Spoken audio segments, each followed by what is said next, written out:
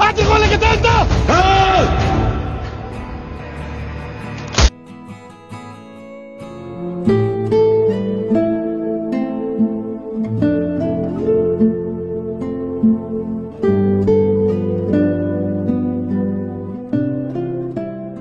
Dimulai dari seorang wanita tua bernama Manu Randawa.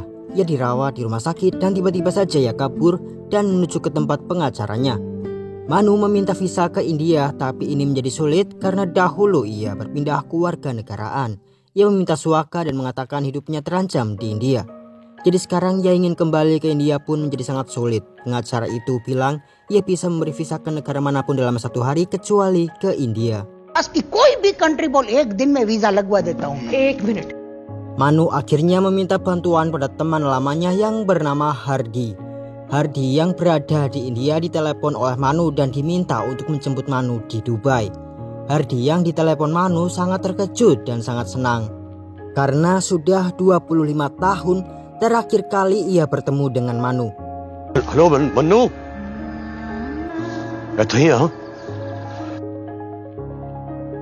Manu lalu menemui kedua temannya yang bernama Bali dan Bugu.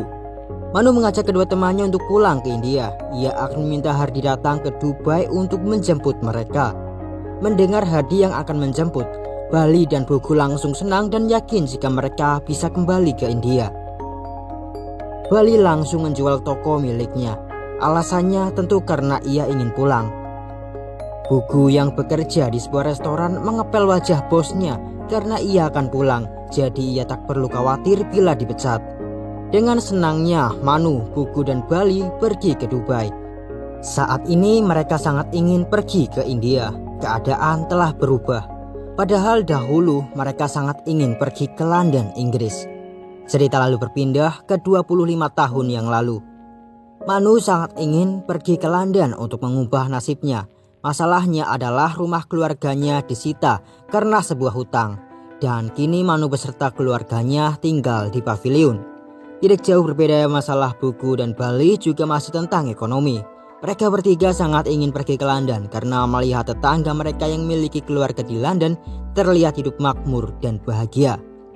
Bahkan di rumah mereka dibuat sebuah replika pesawat. Manu beserta Bugu dan Bali mendaftar ke sebuah agen travel untuk pergi ke London. Untuk mendapatkan visa, mereka bertiga harus mendapatkan sertifikat atau gelar. Bali akan menikah dengan warga negara Inggris bernama Catherine, sedangkan Bugu akan pergi sebagai seorang dokter. Lalu Manu akan ikut tim gulat India yang akan bertanding di Inggris sebagai pemain tambahan. Manu pun akhirnya mencari seorang pelatih gulat. Saat itu datanglah Hardial Singh Dhillon atau Hardi. Ia ingin menemui teman lamanya di Indian Army yang bernama Mahinder. Hardi adalah mantan tentara India. Ia pergi ke sebuah kedai Bobby, yakni tempat Manu bekerja. Manu ribut dengan bosnya dan karena Manu berpikir akan pergi ke London dalam waktu dekat, ia berhenti bekerja dan meminta dilayani karena sekarang ia adalah pelanggan. Bos Manu marah dan hendak memukul Manu. Hardi datang dan ia membanting bos Manu dan saat itu Manu pun menemukan pelatih gulatnya. Hardi yang datang ke tempat itu untuk menemui teman lamanya yakni Mahinder diajak ke rumah oleh Manu. Ternyata Mahinder adalah kakak dari Manu. Tapi sayangnya Hardi tak dapat bertemu dengan Mahinder karena kakak Manu itu telah tiada. Dahulu Mahinder pernah menyelamatkan Hardi, jadi sekarang Hardi pun ingin membalas budi. Ia mau melatih Manu gulat. पर जाऊंगा नहीं। अब तो जब आप लंदन के जहाज में बैठोगी। Singkatnya, dalam waktu seminggu, Manu berhasil mempelajari dasar-dasar gulat dan ia bisa pergi sebagai pemain tambahan tim gulat India. Manu pergi ke agen travel dan di sana sudah ada banyak orang. Ternyata agen travel itu adalah penipu, semua uang yang telah dibayarkan pun lenyap. Tak mau menyerah, Hardi yang sudah berjanji akan membawa Manu ke London mengajak Manu beserta Bugu dan Bali untuk mendaftar di sebuah program studi IELTS. Mereka akan belajar bahasa Inggris dan setelahnya jika mereka lulus, mereka akan mendapatkan visa pelajar. Di IELTS terdapat seseorang bernama Suki. Ia terlihat sangat terburu-buru dan ingin cepat pergi ke London. Ternyata setelah diberi alkohol, Suki menceritakan bila kekasihnya yang bernama Jasi dinikahkan oleh ayahnya dengan pria London. उसके प्यो चड्डा को मिला शेरू टिड्डा. Hardi dapat mengerti perasaan dari Suki karena dahulu Hardi juga ditinggal kekasihnya yang akan dinikahi tapi malah pergi bersama pria asing. Cerita lama terulang kembali, ucap Hardi. Suki memberitahu jika Jasi mengalami KDRT di London dan meminta bantuan pada Suki. Karenanya Suki sangat ingin cepat-cepat mendapatkan visa agar bisa menyelamatkan dan menjemput kekasihnya Jasi. Akhirnya Hardi menemukan sebuah cara di mana ia membuat kalimat dalam bahasa Inggris yang harus dihafal agar bisa lulus tes dan mendapatkan visa. Mereka pun pergi mengikuti tes dan menghafal kata-kata yang dibuat Hardi. Mereka hanya perlu menambahkan topik yang akan ditanyakan. Cara ini ternyata berhasil dilakukan oleh Bali. Bali yang disuruh menceritakan tentang hobinya mengatakan kalimat yang dibuat Hardi yang sudah dihafal tentunya. Tapi semuanya tidak berjalan sesuai rencana. Selain Bali tak ada yang lulus tes karena mereka malah diajak berbicara bukannya diberi topik. Tentu kalimat yang sudah mereka hafal menjadi sia-sia. My knowledge about eating rooster limited, but my knowledge about English unlimited. I understand noun-pronoun. Bali pun akan berangkat ke London. Para warga merayakannya termasuk guru di IELTS yakni Gulati. Pak Gulati merekam keberangkatan Bali untuk promosi kelasnya. Suki yang melihatnya kesal karena ia tak lulus. Suki marah-marah dan mengatakan bila Gulati adalah penipu. Suki melemparkan sandalnya dan berkata karena Gulati Suki sudah berjanji pada Jasi namun sekarang ia malah gagal. Ia bahkan sudah menjual properti miliknya. Kata-kata Suki ternyata membuat Gulati merasa bersalah. Ia terlihat sedih. Bali yang pergi ke London diberi alamat Jasi. Ia diminta agar menelpon Suki jika bertemu dengan Jasi nanti. Suki yang di kampung menunggu telepon dari Bali, namun telepon tak kunjung berdering. Hingga akhirnya datanglah Gulati menemui Hardi dan yang lainnya. Gulati memberitahu Suki agar ia mengemasi barang-barangnya dan pergi ke London dengan cara donkey. Ini adalah rute keledai. Mereka akan melewati hutan, gunung, lautan dan melintasi perbatasan berbagai negara. Rute ini berbahaya dan peluang berhasilnya adalah 25%. Hardi bertanya, jika seberbahaya itu mengapa mengirim Suki untuk pergi? Gulati menjawab, karena bila Suki tetap di sana maka peluangnya untuk mati adalah 100%. क्योंकि इधर रहेगा तो 100% मर जाएगा. Gulati sudah membayar biaya untuk rute donkey ini dan mereka bisa berangkat kapanpun. Tiba-tiba telepon berdering. Bali menelpon. Suki sangat senang, ia pun langsung menerima panggilan dari London itu dan ingin memberitahu Jasi bila ia akan segera datang. Tapi sayangnya Bali mengabari Suki jika kegagalan tes dari Suki sebelumnya didengar oleh Jasi dan Jasi bunuh diri.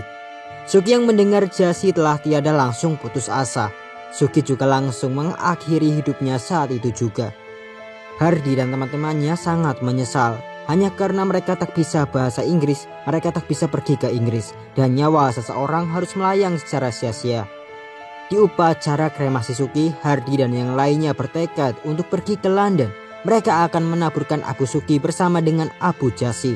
Itu adalah janji seorang tentara. Hardi, Manu, dan Bugu bersama 3 orang lainnya melakukan donkey dan mereka menuju ke London. आगे जो एजेंट मिलेंगे उनके नंबर मुझको दे दो. Perjalanan mereka dimulai dengan melewati perbatasan Pakistan. Mereka melewati sebuah sungai menggunakan perahu, tapi tiba-tiba ada sebuah pos penjaga dan ada seorang tentara di sana. Hardi dan teman-temannya menunggu sampai malam dan saat malam telah tiba, Hardi dan yang lainnya melanjutkan perjalanan dengan berjalan di dalam air. Mereka menggunakan selang untuk bernafas. Manu yang sedang berjalan tiba-tiba dikagetkan oleh sebuah binatang. Selang Manu terlepas dan ia pun mengambil nafas dengan keluar ke air. Tentara yang berjaga langsung melihat ke sungai. Untungnya Hardi cepat menarik Manu dan memberikan selangnya pada Manu. Tentara itu menembaki sungainya. Beruntungnya tak ada yang terkena peluru dari tentara tersebut.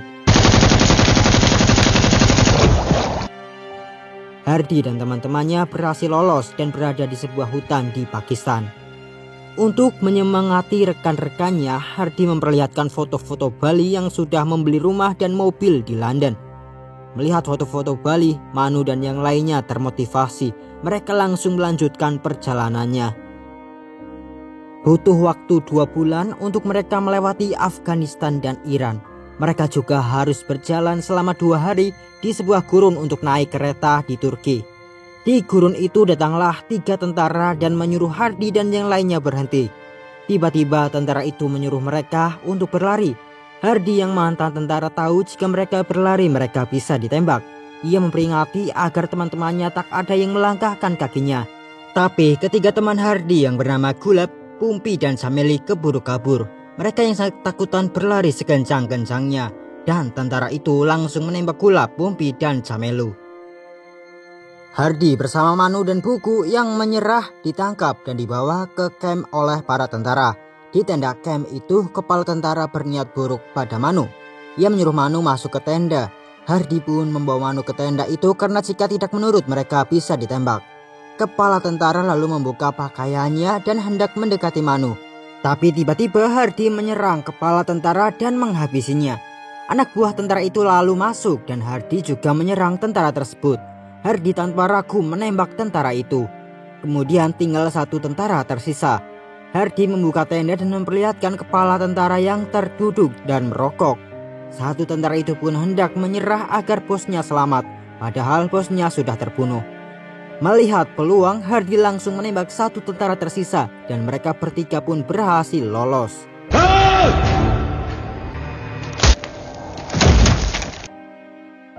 Mereka bertiga akhirnya naik kereta ke Turki. Kejadian sebelumnya membuat Manu trauma dan ia sangat ketakutan. Manu terus terdiam. Hingga akhirnya Hardy memberi sisir pada Manu agar ia merapikan rambutnya. Tapi Manu diam saja. Hardy kemudian berkata, "Tak usah sisir rambutmu, kau masih terlihat cantik." Mendengar perkataan Hardy itu, Manu langsung menatap Hardy sambil menangis. Mereka berdua lalu berpelukan. Dalam pelukan Hardy, Manu mengatakan jika ia melakukan semua ini untuk keluarganya dan rumahnya. Tapi apa alasan Hardy melakukan hal sejauh ini? Bahkan di tengah perjalanan, 3 teman mereka tewas tertembak di hari itu. Hardy menjawab alasannya adalah Manu Randawa. Ia tergila-gila pada Manu. Apakah Manu tak menyadarinya? London तक करूंगा focus big bang के नीचे. Mereka telah sampai di Eropa. Mereka akan naik ke sebuah kontainer yang akan diangkut menggunakan kapal menuju Inggris.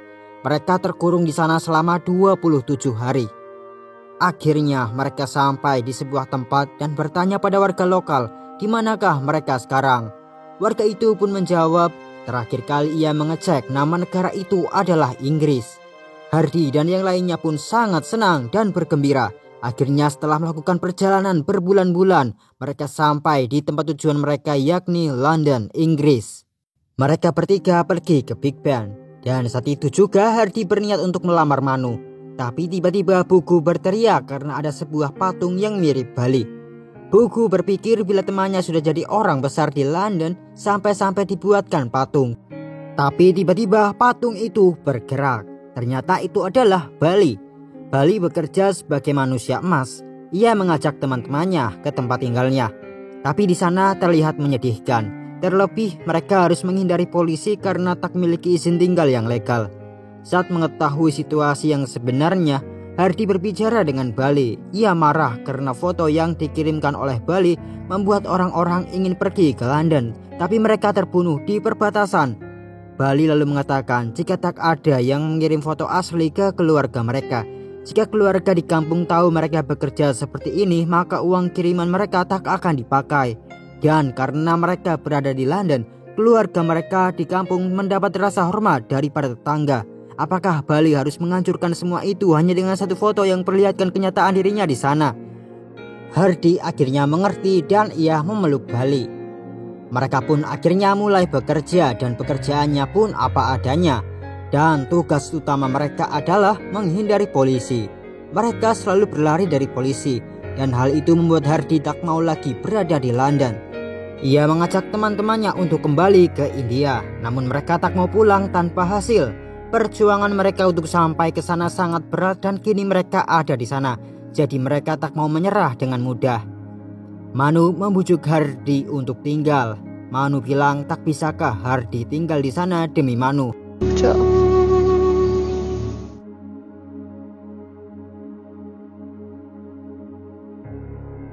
Sejak hari itu, Hardy tak pernah bicara lagi tentang pulang ke India. Hardi pun mencari cara untuk mereka tinggal di sana secara legal. Hardi mendapatkan seorang pengacara dan akhirnya mereka berempat akan diusahakan untuk mendapat kewarganegaraan Inggris. Tentu ada beberapa cara. Yang pertama, membeli, tapi itu sangat mahal jadi tidak mungkin. Yang kedua, memohon suaka. Apabila mereka memohon suaka dengan mengatakan bila hidupnya terancam di negara mereka tinggal, maka pemerintah Inggris akan memberikan kewarganegaraan pada mereka. Tapi Hardi yang mantan tentara memiliki nasionalis yang begitu tinggi. Ia tak mau berbohong tentang negaranya. Negaranya tak pernah membuat Hardi terancam dan ia tak mau mengkhianati negara demi memohon suaka. Cara yang terakhir adalah pernikahan. Ini hanyalah pernikahan palsu. Manu membujuk Hardi untuk mengerti.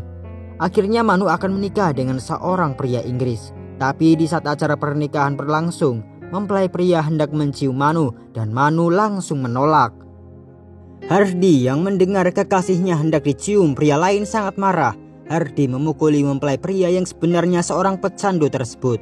Karena keributan yang dibuat Hardi, polisi datang dan menangkap mereka berempat.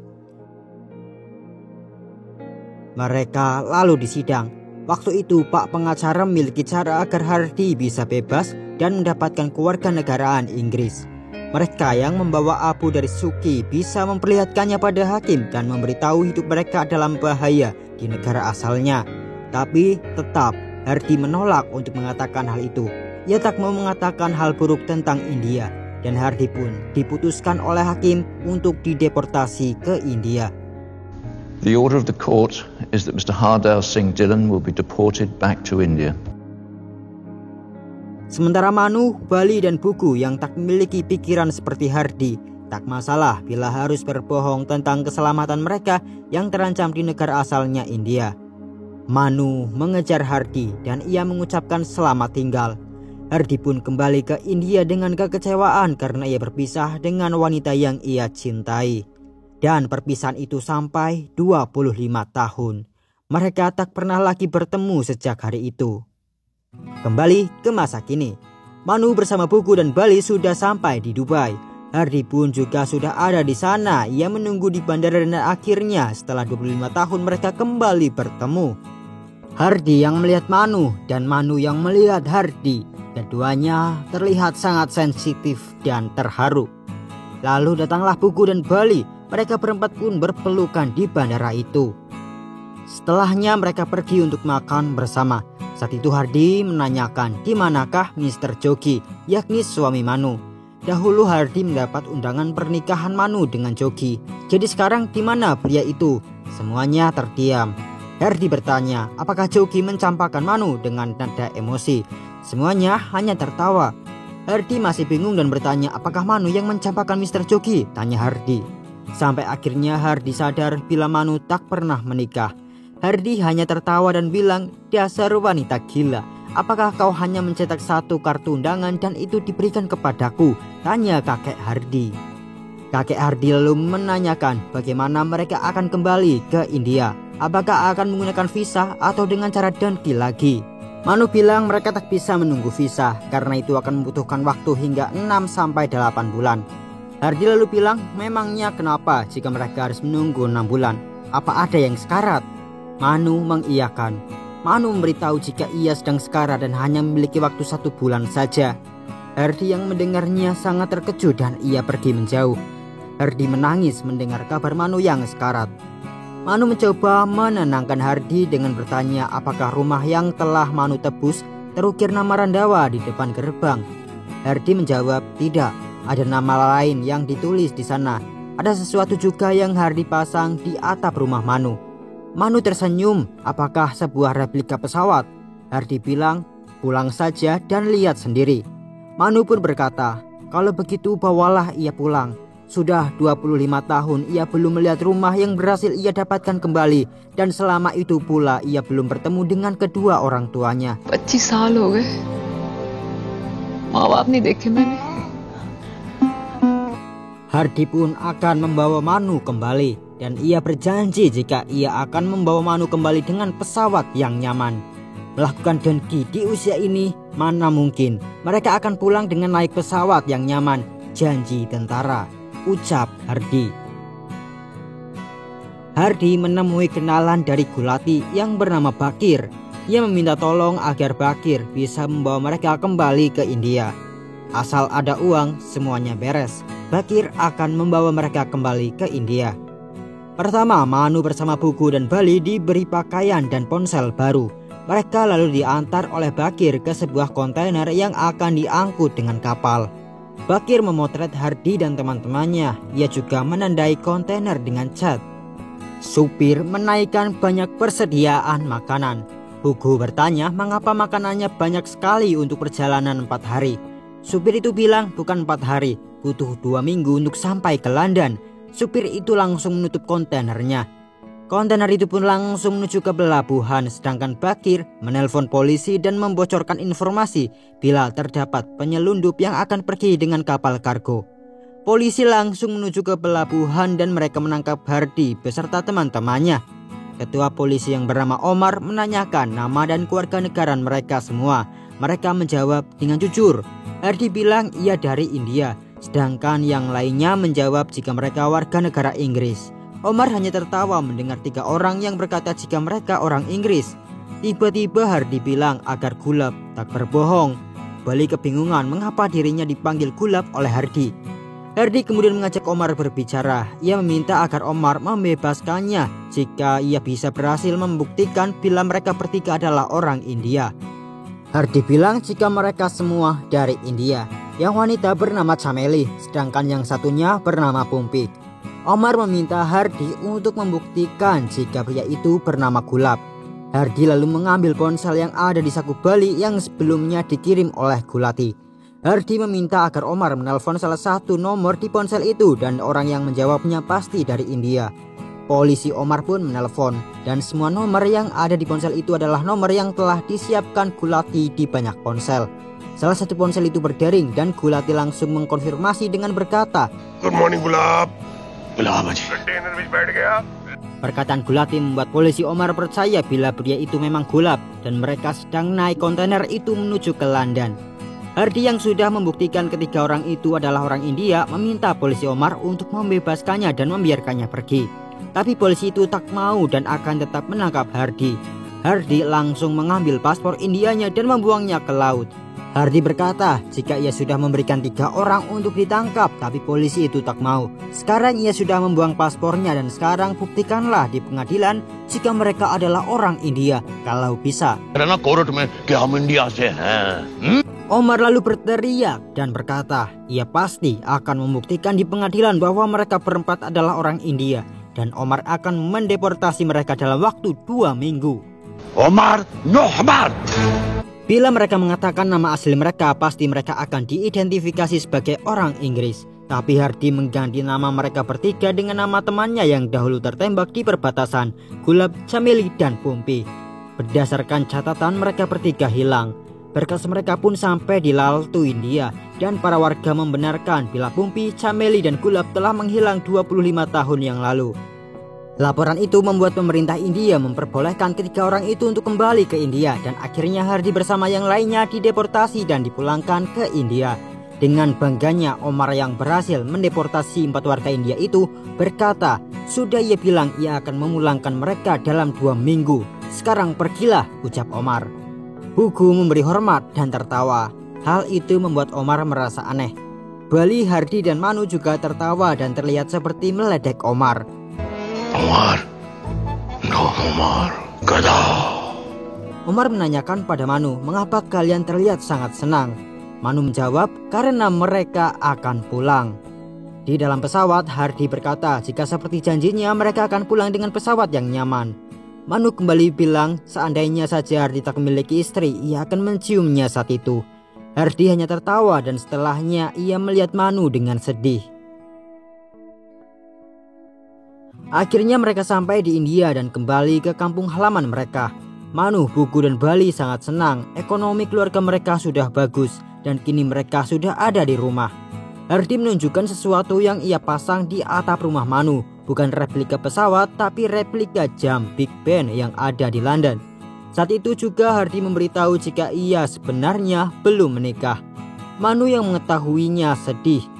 Hardi lalu berlutut dan ia melamar Manu. "Will you marry Hardial Singh?" Will you marry Hardi Singh? Manu pun menjawab, "Jika seorang pria melamar wanita dengan begitu romantis, bagaimana bisa seorang wanita menolak?" Hardi yang hendak memasangkan cincin melihat replika Big Ben dan menunggu waktu yang tepat. Sampai akhirnya Hardi melihat Manu, tapi raut wajahnya terlihat sedih dan ternyata Manu sudah pergi saat itu. Kehidupan berjalan seperti biasanya. Hardi menetap di Laltu, tempat tinggal atau kampung halaman Manu Randawa. Suatu hari, Hardi bersama Bugu dan Bali sedang jalan bersama. Tiba-tiba datanglah seorang pemuda yang menawarkan untuk mereka bertiga pergi ke London. Pemuda itu bilang jika tak masalah bila tak punya uang dan tak memiliki visa, mereka bisa menggunakan cara donkey. Pemuda itu juga bilang jika cara ini aman dan mudah. Hardi dan teman-temannya hanya tertawa dan akhirnya Hardi membanting pemuda itu dan film pun berakhir. Baiklah teman, itu saja di video kita kali ini. Kita ketemu lagi di video berikutnya dan seperti biasa, terima kasih untuk menonton. Adios amigos. See you next time buddy.